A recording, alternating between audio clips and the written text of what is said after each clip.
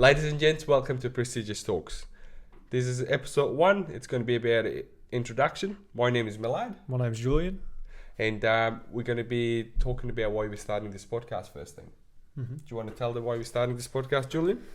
Okay, so this podcast is about the like-minded individuals, people with a sense of purpose. Whether you're younger or a bit older, doesn't matter. And you feel like you're trying to pursue something, whether it's financially, mentally, physically, just have that sense of purpose to you, and goal set and achieve and things like that. Over the course of all these years, we've me personally, I know that I've listened to a lot of podcasts in the past and all these other videos, and I've accumulated a lot of things, and I've put it into my own life, and I've noticed that's helped me a lot. In terms of financially, physically and mentally.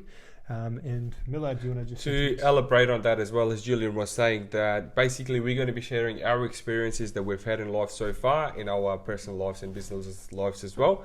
Just in good faith of someone taking good out of it and using it in their life. So let's say if we've made mistakes in life, we're going to be sharing about it. Okay, so you guys can take something good out of it. If there's something that we've done that's been good for us, we're going to share that as well, and you guys might be able to use it in your life as well. So, Julian, how old are you? So I'm going to be 22 in about a week. And from what I know, in your life, you've tried a lot of things. You've tried different works, different jobs, different businesses, and now you run multiple businesses at the moment. I'll give him a little bit of a rundown. So basically, started off at 16, 17 years old. About 17 years old. I've always bought and sold, motorbikes. I've been sort of hustling at a young age, these little Chinese, those little Chinese cheap motorbikes, those dirt bikes. So I used to just buy them all the time and flip them and make money like that. And then it turned into cars before I even had a license. I'm still currently now doing that just on the side. But anyway, so after school, basically I tried tiling out, and I did that for about a year. I did that with my cousin. He was really hard on me, which I'm really grateful for. He's sort of, in a way, the reason why I have this mindset as well. He taught me discipline and things like that. So then after that, long story short, that didn't work out after a year. I just really wasn't enjoying it. It wasn't for me. So then I moved on to doing, what did I do next? I did cabinet making. I did that for a couple months, and that wasn't for me. And then I tried a gym's franchise.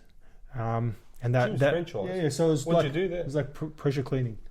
So I used to do it, something like that. It's like I don't know. I was thinking of a cleaning business at the time, but anyway, that didn't work out. I wasn't enjoying it at all. So then what I did was I sat back for a bit, and I'm like, you know what? Like, this is probably a month after I've stopped working. Like, I'm still buying and selling cars and motorbikes and things like that on the side, but I'm thinking, fuck, what can I do? I want to run my own shit. I want to, I just don't like working for someone. But I'm like, you know what? I need to come up with a plan. So my plan was basically, I've been buying and selling cars. I'm really into my cars. I'm like, okay, I'm going to get in the car industry. It's somehow I'm going to get in the car industry, and then it doesn't matter on what I do. And then I'm going to eventually open up my own garage, have my own wrapping team, full eye candy motorsport. Them when they wrap the cars and interior and things like that. Yeah. So I was thinking, I'm going to get a team for all these different things. And anyway, I had this vision in my head. So what I did was I started off at Tinnacar. I moved to Tinnacar. Do you know Tinnacar in Frankston? Oh, I think we've been there. Anyway, I was working at Tintacar, and I was tinting cars for about a year. And at the time, I became really close with my boss, Jazz. He's a super, super business-minded guy, and he's really wealthy. So over the course of a year, time goes by. I've accumulated this sort of wealth, and I'm like at a point where now, this is when I was about 20. About 19, 20. And I'm thinking to myself, okay, now I've got this money. I want to run my own shit. Now it's either I do a business or I buy a property. So then I was talking to Jazz, and I said, look, Jazz, I've accumulated this wealth. What do you recommend I do? Do you recommend I buy a business?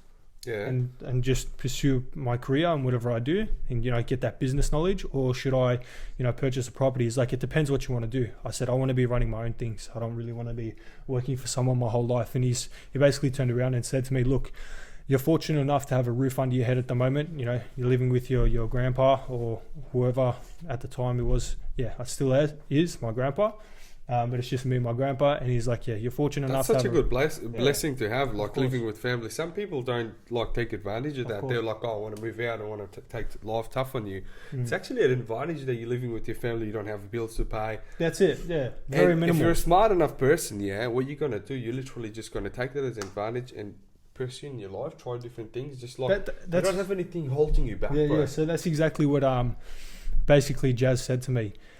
He's got like different bottle shops and he's in the obviously he owns Tinted Car and he's got a lot of properties and things like that. So yeah, he just basically said, yeah, you're fortunate enough to have a roof over your head. You can afford to fuck up now. Definitely, because when you get a property and you want to run your own shit eventually, it's like, in a way, it's like you're gonna have debt over your head. And you're going to always have to pay back something. So it's like sort of you have that bit of stress on you. So if you run a business and it fucks up, you still got that bill to pay for that mortgage and things 100%. Like that. So I sort of chose to do the business. You know what first. That does as well, bro? Like literally, if you've got a debt on you, what are you going to do? You're just going to be so focused on that. You would want to be paying that debt first instead of paying yourself, you know? Of course, yeah. In order to get somewhere, you got to pay yourself first. Exactly. And business, bro, at the start, it's always hard, no matter what you do. Of course. Anyway, but yeah. So then basically at that point, I read Rich Dad Poor Dad and I've also fucked off a lot of my old friends. That was going back to when I was like 19. So yeah, I was about 19, 20. So when I started at Tinted Car, you fuck off your old friends and that aren't leading you into the right path. Anyway, that's for another episode. But so that happened. And then I sort of, I am close with my cousin and we sort of thought, fuck. What can we do? We want to do a business together. What are we going to do? So we went and we met one of his mates who owns like 5 or 6 different cafes. And he's pretty successful in what he does. Yeah. And basically we thought, fuck, we don't even know how to use a coffee machine. So then we sort of were thinking about that. Then we went and looked at some fucking like Thai massage places and then like a Thai restaurant. Brother, I think you wanted to get a massage or something. You were not looking for the business. But, it was like, fuck, because a lot of these places already came with workers and things like that. But it was too reliant to do like a restaurant, or something stupid. Anyway, then we're like, fuck it, let's just stick to a cafe, an easy grab and go cafe. So me and my cousin found this place. We went to the broker. We had a meeting at this coffee joint. And we purchased it. And basically, so we bought this coffee place. At a coffee joint. Yeah. So we bought, which is now still my current cafe. But it's an easy grab and go operation. But at the time, obviously, we didn't have any experience being a barista or anything like that. So it did come with a barista. About a week goes by and the barista didn't show up. And we're like, fuck. So we closed up and we went down the road to a different cafe and we're thinking, fuck, we can't close. We can't completely rely on one guy. This is fucked. So what are we going to do? So we actually... You said relying on someone, yeah? Yeah, so... That's another thing for a big episode that we're going to be talking about, not relying on anyone. Of course. So then, we're too reliant on this guy, and then we thought to ourselves, fuck this, we cannot close. We own this business. We can't rely on anyone but ourselves. So what we did was we opened up... so we're having this coffee down the road at a different cafe while we're closed, and we're like, no, fuck it. We opened up YouTube and how to make a coffee. Literally, that's what we did. And then we just basically went there. We opened up and fucking. Did YouTube give you a certificate for becoming a barista or no? Nah, I don't know. We probably fucked up everyone's coffee, but here I am 2 years later. Now I'm best barista in Melbourne. That's it. Best barista in Melbourne. Yeah. No, it's all for the business purpose anyway. 2 years later, I've built up the business and now I'm currently selling it. And then I'm going to pursue other things I've got planned, but. Yeah, that's where I'm at currently at the moment. And what about yourself, Milad? You know my story much. You know most of it. Mm-hmm. So basically, as you know, I migrated to Australia in 2015 with not much in hand. Dad was here already for a while. Mm-hmm. He was making living for us that brought us here, which we're fortunate enough for that he brought us to Australia. Mm-hmm. I'm always grateful for that. And coming here, not having a good English knowledge and don't know how to speak English properly like at all, just lost, like fuck it, I'm better now, bro, but like back then I was lost. Like when someone's talking to me and like, let's say if you came talk to me about 9 years ago, I would just be like, fuck is this cunt talking about? I'm like, far out, alright man, I need to learn. So I came here, I'm like, look, the first thing I need to learn is how to speak, because at the end of the day speaking to someone is very important. Yeah, Obviously, because you're in a country where fucking everyone's speaking exactly. That's the thing. So I'm like, if I want to communicate and get somewhere, I need to learn English, and I need to start speaking it properly. So went to language school for about 6 months, 6 months or 9 months, something like that. Started learning English, started getting better. Then I was like, look, it's like it'd probably be better if I just work in an environment that everyone speaks English, because that language school, you know what it was literally like, there was a lot of Afghans that used to speak in our own language. So if you're speaking English like with others or with your teachers, that's not enough, man. Like it's like who you hang around with. Like if my mates are not gonna talk English, my English is not gonna improve as well, you know. So it's like I've got to be in an environment that everyone's speaking English. So that's why I was like, I need to get a job. So just put yourself in the deep end. Exactly. I'm like, I know I can't speak English properly. Like I'm telling you, bro. I'll tell you in a second. Yeah. Interview I go in does not make sense. Like I remember I was a girl that was interviewing. I had a cousin at KFC that she was working KFC, and she tells me, "Was like, apply at KFC." I'm like, yeah, cool. Give KFC a try. First interview, not accepted. Second interview, not accepted as well. I'm like, fuck, what's going on? Third interview, I'll get this guy, bit nerdy guy and everything, good fella. And next day he's like, you're hired, and I'm like, far out, how lucky I am, because I couldn't. But the thing is, first interview, second interview, I couldn't understand what they were saying, yeah. But the third one, I was like, I need to learn. I had to listen and everything, what they're gonna ask for, prepare for it. I'm like, fuck, you know, like as if I'm going for $1 million project or a couple of $1 million project here. I'm literally preparing that much, you know. Yeah. So basically, go in, I get the job. I'm telling you, first of all, they were giving me less shifts and everything. And another thing is as well, like when I started working there, I had a manager, good guy. I couldn't understand him. He was full Australian. I couldn't understand him at all. Like my English was at least better. Like I could pick it and everything, understand that much. But the way he used to speak, like, "Hey, how you going, mate?" I'm like, "Fuck, what's this guy talking about?" Like over time, I don't even know how to. I didn't even realize that I could start picking it, and I start like picking up the accent and everything as well, getting so much more better. That's what I mean. Like in life, as long as you practice and you put yourself in the environment, you start learning as well, and you start picking things as well. Like whoever you hang around with, that's what you're going to become. Yeah. So I picked up the language from there. Moving on from there, at school, I started year 9 from here.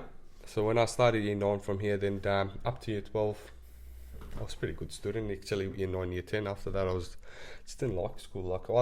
Like school is good for, it just depends what your purpose is in life, yeah. So for me, my purpose wasn't for school, to go uni and everything. Of course, at one point I wanted to go uni. Then I was like, I see these people that's going to uni, like they're not where I want to be. I was like, I've got to do something different. So I was in year 12. I was like, we're going to start a lashes business, because my mum's in beauty industry, as you know.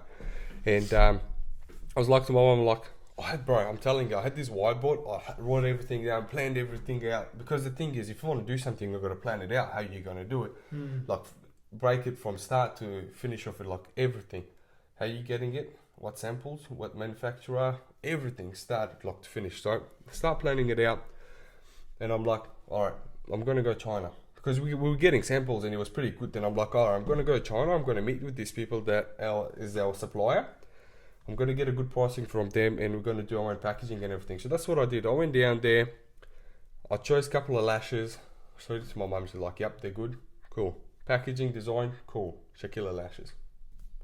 Came back, and the lashes, massive, a lot of it, came after me. So the website, had someone designed the website, built the website up and everything. Take photos and everything, try it on and everything. Just like trying to get photos for the website. Got that done. We had the website up and running. Honestly, for the first 6 months, it was doing really great. It was doing really great, like getting sales in every day and everything. Good sales coming in. Then at one point, I'm like, beauty business, I don't know. I just didn't, I don't know. I just couldn't. I just was like, fuck, bro. Like, beauty industry, of course, like it's something I could make work if I had a missus that, like, let's say it's in beauty and everything, I could do it. I was like, no, I can't. So I got out of that. I was still working KFC then. Then I got into construction because my dad is a tiler. So he was doing tiling, and I'm like, I see, and I hear people like getting contracts and everything that other people are working for them and everything. They're making good money, and I'm like, from there, I'm like, I can do it.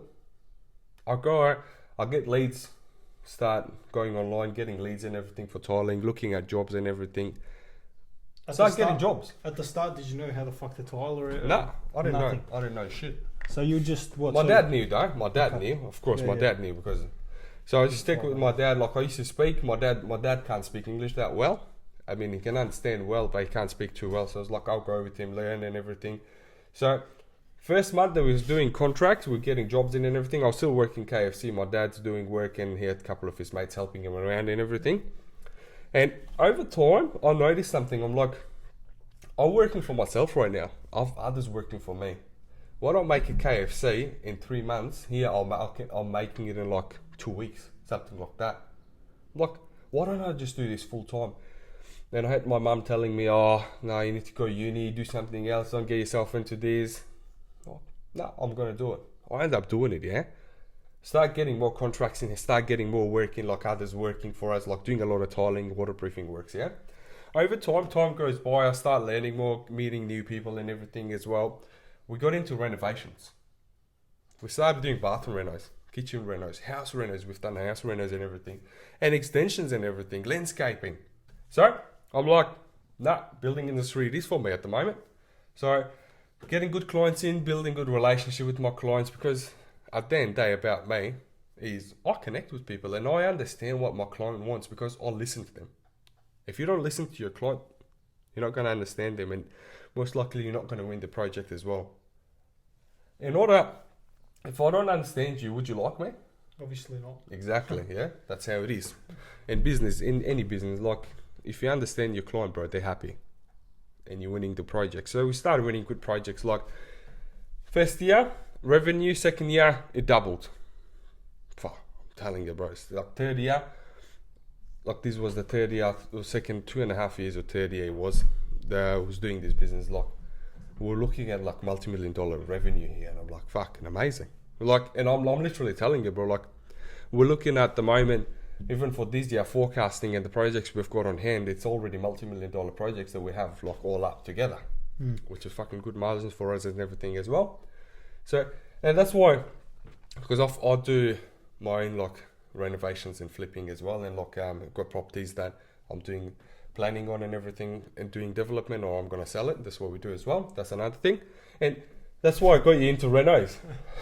that house in St Kilda, like bro, that was nice. A good pocket. That was a hunk of shit, but you look at it and you think, fuck, gold mine. Mine, it was, bro. So basically we went. This is a couple of weeks ago. We went. I wanted to get into the property game. He's a builder basically, and like he obviously has all the connections for that. So we went to go find some property. We found a piece of shit in St Kilda, but the house a couple doors down sold for about 1.4. 1.4, and how much was this? Oh, we had a budget of 850. But how much was it listed for? 800 to 840, bro. Cheap. That's for a house in St Kilda. That's very good price. Very good pocket, but why didn't we get it? It exceeded the budget because we needed a massive reno. And why? Why did it exceed the budget? Why couldn't we go up? Because you can't think with emotions, you know. You have to fucking it depends if you want to live in it. I'm sure if we bought it over budget and we fucking had it for over a year, but that wasn't that wasn't the plan though. The plan was, That's why, bro. In business, you can't think with emotions. You got to think commercially, yeah. So we were gonna do a business there. We were not buying it just be like, alright, bro. We're gonna fucking all live in there, We're doing commercially. So when you're doing business, you got to think commercially. Like, this is my plan. Is this going to work with my plan? Is this going to work with my, like, what I have got in hand? Yeah. That's how you do it. Like, it was only over budget by 28,000, yeah. But still, that's an amount. 28 grand. That's 28 grand. That can come into our pocket. So exactly. So that's why we didn't get it. But like, we're still on a hunt of like different properties that we're still looking at, like which we will do at 100%. Very confident about near that. Future. Exactly. Sure. And all right, back from there. So after doing being in the renovation tiling game, so I ended up getting my license. Ended up getting my builder's license at age of 23 as well, just getting my insurance and everything sorted. So as I said, so this is the thing, man. Like, in life, if you want to get somewhere, you just got to keep going as well, and you got to give what it takes. You got to give what it takes. Sometimes you got to throw yourself in the deep end. For example, we both have different situations where we had to throw ourselves in the deep end. Yeah. And, you know, sort of fucking just see what happens, you know, put your trust in yourself and fucking... And, bro, like, I've had very bad experiences before as well, like, I would say, yeah. Of course, bro, in a business, like, there was up and downs. Man, I didn't fucking pay. I did not take a cent for about 10 months. You know that? Because obviously we bought this business cheap, and it wasn't making really any money. Over the past 2 years, we've fucking quadrupled it. But now, like I'm saying, at the start, man, the first 10 months, I've only had it for 2 years.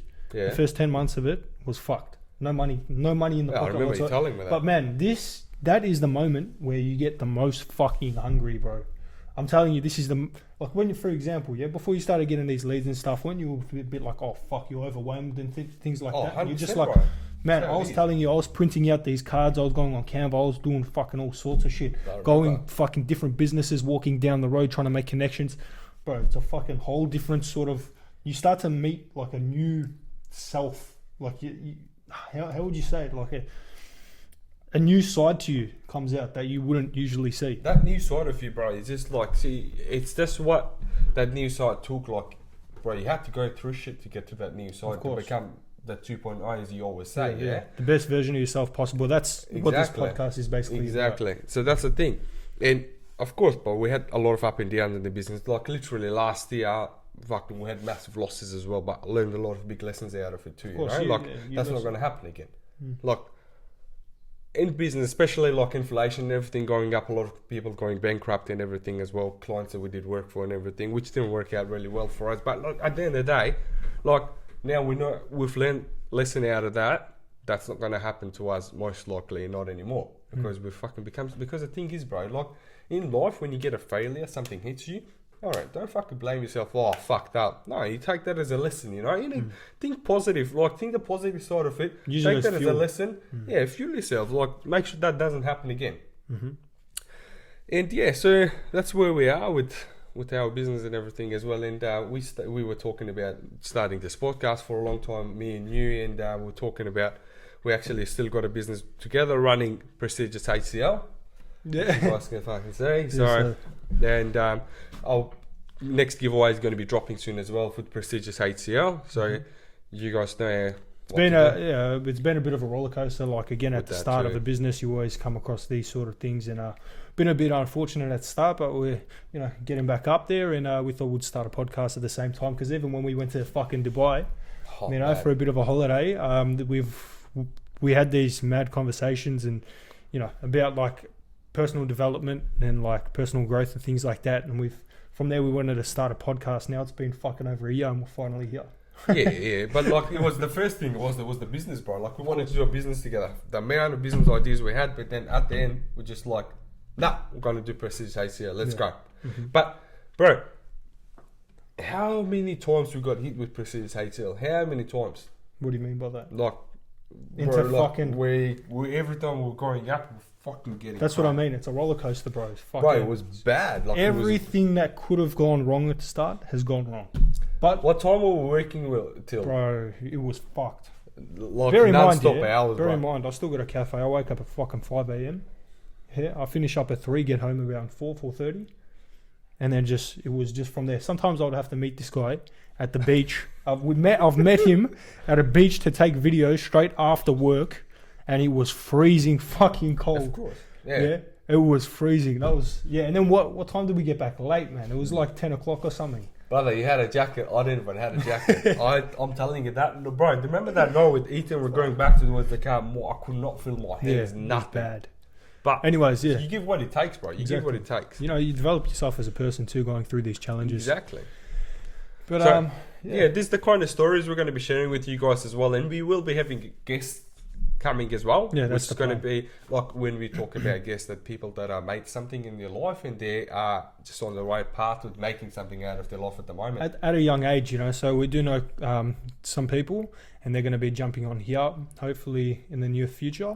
And basically, they're just going to sort of share their stories, And yeah, you know, these people always kicking goals and doing things for themselves, and yeah, they're just really how to achieve goals and things like that. So yeah, that's a little bit about us and what this podcast is going to be about. In conclusion, it's going to basically be to try and motivate you to become the best possible versions of yourself, which is what we try and strive to do every single day. So this is Prestigious Talks, episode 1, the intro. Stay tuned for the next one. Ciao.